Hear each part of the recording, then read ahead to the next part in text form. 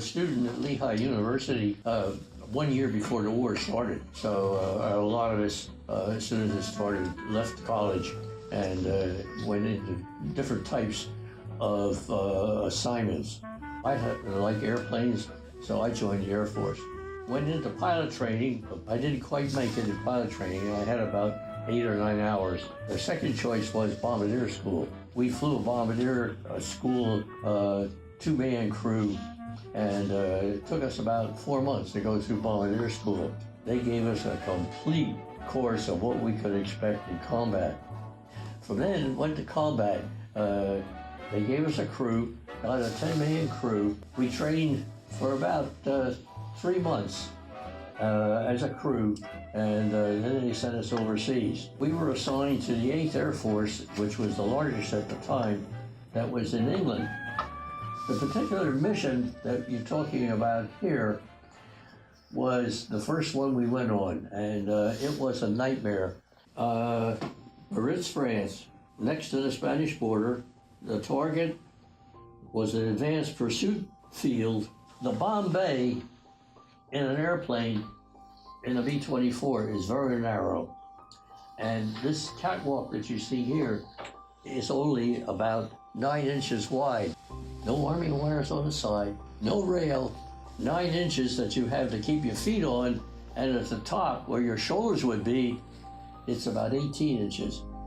Very tight. You had 4 racks on there, up in the nose and back a little further. And on those racks, you had 5 different stations. And due to the shape of the fuselage of the airplane and the racks getting wider, at the bottom where it was narrow, you could put in 3 bombs. The situation involved here is that when you drop these, naturally, the bottom ones have to fall out first, then up the sequence. In this situation, before we dropped anything, just arming the wires, these 2 up here, 4 bombs, came down and landed here. These did not release. They landed on top. Why that particular station jammed, we do not know. The 100-pound bomb was especially well designed for airfields. So that's why they armored that day with 100-pound bombs. What Ray experienced was an attempt to better utilize the B-24 as a bombing platform. Since they were using 100-pound munitions, the bomber was limited in the number of stations where you could actually attach these munitions. So it would be limited to just 20 100-pound munitions, 2,000 pounds roughly. However, the capacity of the bomber was over 8,000 pounds that it could actually carry. And so the armorers came up with an idea of adding some additional munitions to each one of the stations. So they, as the operational reports indicated, they were able to load 40 weapons on each of the aircraft. The problem was when you put those additional weapons in there and they weren't all on a single station, you had the potential problem where they may not all release properly. We started out at about 16,000 feet, and we let down because of the situation. You take oxygen above 10,000 and wear a mask. You couldn't get out here in this Bombay area with a mask on. So the engineer, who happened to be the tail gunner also, he and I went down to look at it. If they'd have fallen out by themselves, the props are just a small propeller. The wire that goes to the bomb comes down and goes through that while you're flying as a safety factor so that the bomb will not get, as we would say, hot. As soon as that bomb drops a couple of inches, that wire pulls out. Naturally, the wire was out of the nose. After a minute of the air spinning, the props fell off. These bombs were hot. The first thing was you're trying to keep them from moving and dropping. Because if these had released, And these, which were hot, fell just to the bottom of the bomb bay. They'd explode. Any movement, any bumping against part of the catwalk, against anything like that would have detonated those. It's a nightmare. That's all I can tell you. It is.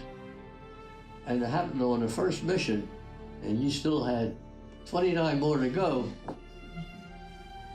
I never had any, I had small emergencies on the other 29 missions left, but nothing like this. They had to be picked up by hand. The bomb is about 4.5 feet long. And on the top is a lug about, not quite, you could just barely get 2 fingers in it. Pick that up, that was the only way to pick it up. The tail gunner did the same thing on the ones in the back. We picked those up, and the two of us talked to each other to drop that bomb as it was. The problem is, the two of you have to let go at the same time. Otherwise, one of you is going to be hanging on to this thing, and you're going to go off the catwalk and go with it. There wasn't any disturbance as far as rough air goes or anything like that. The airplane wasn't bouncing around. After it was triggered several times and we took the other bombs off the top, it released by itself. Fortunately, we did get that coordinated. And handling live material is, it's a nightmare. It hit us by a surprise, that's all. Yeah, it was just an emergency that came up, and you had to do the best you could, thinking of what you were doing to save the whole crew. It's a survival situation, that's it. You're thankful to be on the ground. That's about the best I can describe it to you, that you made it. Well, you hope something like that would never happen again, but things like this, they did not train you for it. They didn't think they would ever happen. Together, they went down, saw the situation. There was no tech order, there was no emergency procedure that provided the substance for what they should do. It was basically ingenuity that said, we've somehow got to get these released weapons that are live out of this airplane. We can't land this way because they will jostle around. We can't even fly back this way safely because if you hit turbulence, you would detonate those weapons.